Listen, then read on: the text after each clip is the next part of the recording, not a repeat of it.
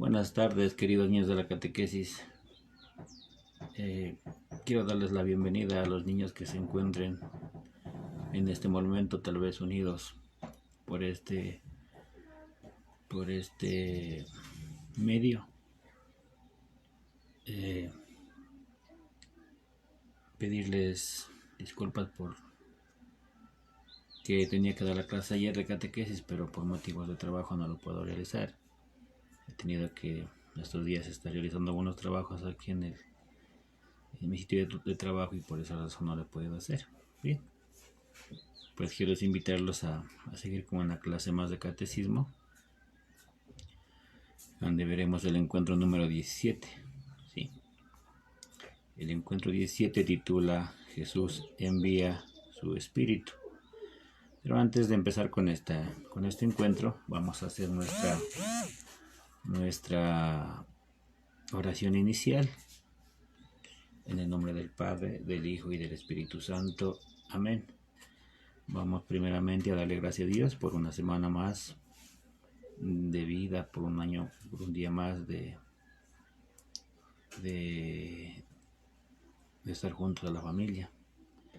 Le vamos a dar gracias por todo lo bueno que nos ha dado, pedirle perdón por los pecados que hemos cometido y decirle que nos ilumine con su Santo Espíritu para poder entender de mejor manera esta clase que le hemos preparado para esta tarde de domingo. ¿Sí?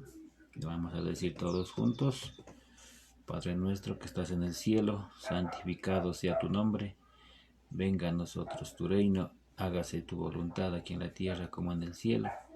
Danos hoy nuestro pan de cada día, perdona nuestras ofensas, como también nosotros perdonamos a los que nos ofenden. No nos dejes caer en la tentación y líbranos del mal. Amén. En el nombre del Padre, y del Hijo, y del Espíritu Santo. Amén. Bien. Haciendo un recordatorio de la clase anterior, pues habíamos visto sobre la resurrección de Cristo, ¿sí? Sobre el tercer día donde Jesús resucitó, donde fue su madre María y María Magdalena al sepulcro y encontraron el sepulcro vacío. Y luego pues Jesús se le aparece a los 12 apóstoles y convive con él por el lapso de 40 días, enseñando, predicando su palabra. ¿sí? Hoy vamos a ver un encuentro más, que es el encuentro número 17, que dice Jesús envía su Espíritu. Esto lo encontramos en la página 89, 90 y 91. ¿Sí? 91 y 92. Bien. Vamos a ver qué nos dice la lectura, el hecho de vida, el Espíritu Santo y las matemáticas. Ya has oído hablar del Espíritu Santo, sabes que existe y es importante, pero ¿eres consciente de la influencia que puede tener en tu vida diaria? A continuación te presento una anécdota de San Pablo II, a quien ya conoces. En el año 1980, reunido con un grupo de renovación carismática católica, les contó que cuando era un escolar de alrededor de 12 a 13 años, a veces dificultades en mis estudios, particularmente con las matemáticas. Mi padre me dio un libro de oración, lo abrió en una página y me dijo: aquí tienes la oración al Espíritu Santo. Debes rezar esta oración y cada día de tu vida. Y el Papa explicó luego que la oración le ayudó y que continuó haciendo caso a su papá y rezó toda su vida la oración.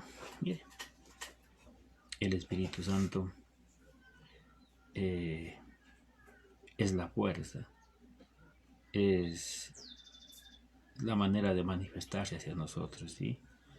Entonces, aquí nos cuentan este hecho de vida, como nuestro Papa Juan Pablo II, pues en su adolescencia dice que, y como los tiempos actuales, ¿no? Es muy difícil entender la materia, lo que es la matemática, se nos hace un poco complicado.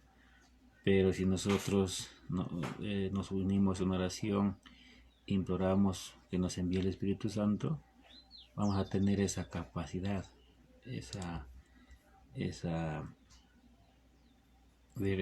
capacidad de resolver cualquier problema que nos presente en la vida. ¿Sí? ¿Por qué? Porque nos llena de mucha sabiduría y nosotros estamos predispuestos a aprender lo que se nos presente.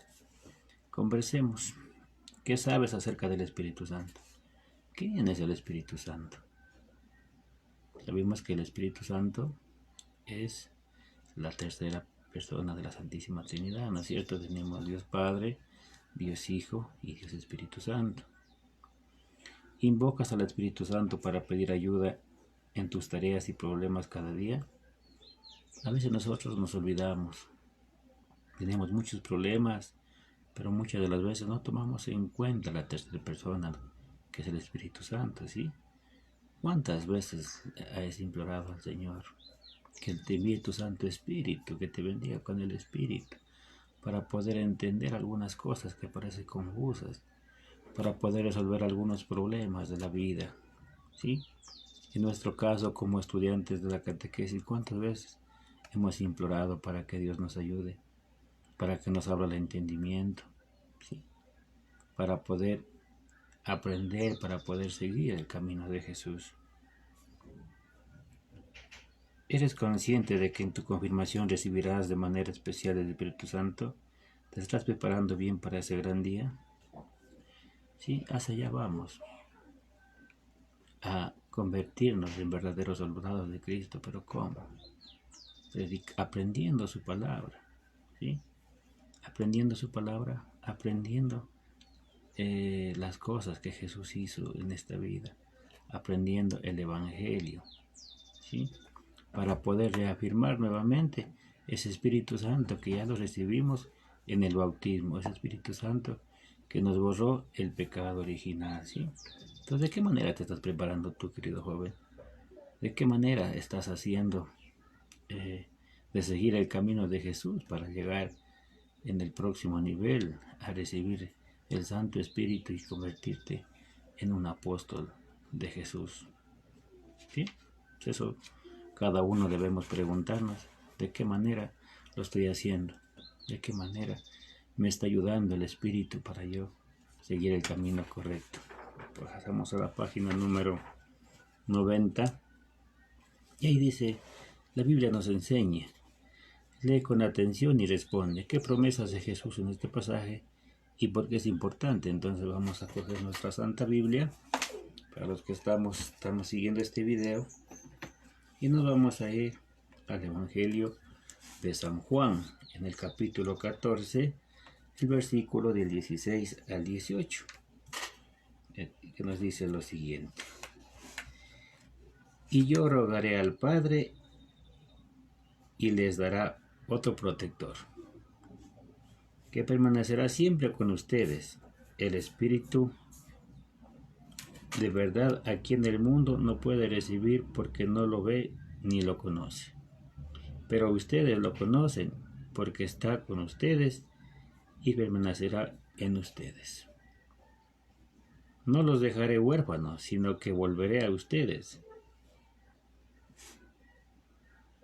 Dentro de poco el mundo ya no me verá, pero ustedes me verán porque yo vivo en ustedes y también vivirán. Palabra del Señor. Gloria a ti, Señor Jesús. Mire, en el Evangelio de Juan encontramos cómo Jesús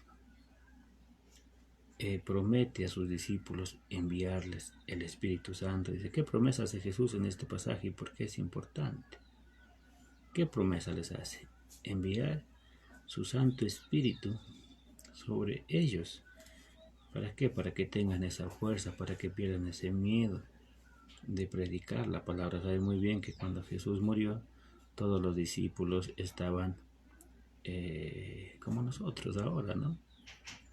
Encerrados en una habitación con la Virgen María, esperando que a lo mejor que la promesa que Jesús les había hecho de enviar a su Santo Espíritu para tener esa fuerza ese valor y anunciar su palabra.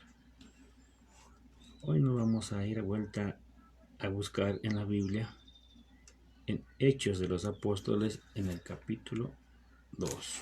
Buscamos Hechos de los Apóstoles en nuestra Biblia, en el capítulo 2, del 1 al 12, y damos lectura. Cuando llegó el día de Pentecostés, estaban todos reunidos en el mismo lugar. De repente vino del cielo un ruido como el de una violenta ráfaga de viento, que llenó toda la casa donde estaban, y aparecieron unas lenguas como de fuego que se repartieron y fueron posándose sobre cada uno de ellos. Todos quedaron llenos del Espíritu Santo y comenzaron a hablar según el Espíritu que se expresara. Estaban de paso en Jerusalén judíos piadosos, llegados de todas las naciones que hay bajo el cielo, y entre el gentío que acudió al oír aquel ruido, cada uno los oía hablar en su propia lengua. Y todos quedaron muy desconcertados, y se decían llenos de estupor y admiración: ¿pero estos no son todos galileos?